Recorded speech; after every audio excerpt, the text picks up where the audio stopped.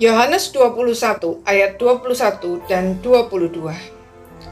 Ketika Petrus melihat murid itu, dia berkata kepada Yesus, "Tuhan, apakah yang akan terjadi dengan dia ini?"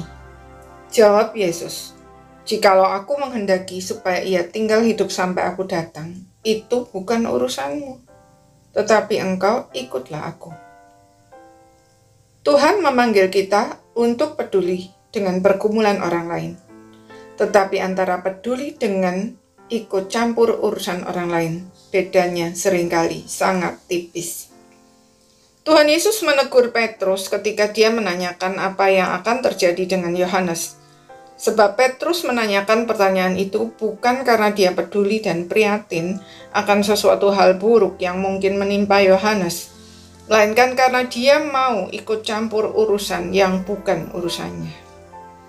Petrus menanyakan pertanyaan itu setelah sebelumnya Tuhan Yesus mengatakan bahwa kelak Petrus akan ditangkap, dipenjara, bahkan dihukum mati karena kesaksiannya.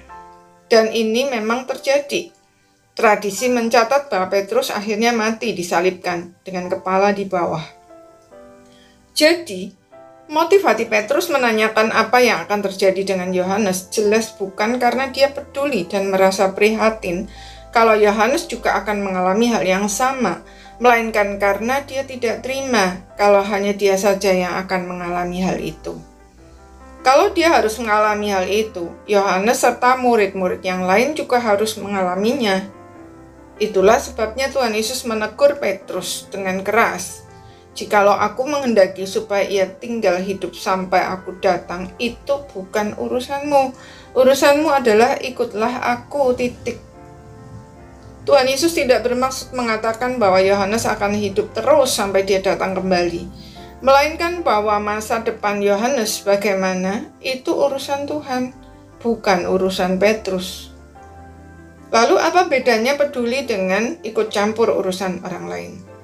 Peduli itu keluar dari hati yang mengasihi dan ingin menolong. Tapi ikut campur urusan orang lain keluar dari hati yang mementingkan diri sendiri dan dikuasai rasa iri. Dengan kata lain, peduli itu berfokus kepada kebaikan orang lain. Tetapi ikut campur urusan orang lain berfokus pada sikap mementingkan diri sendiri.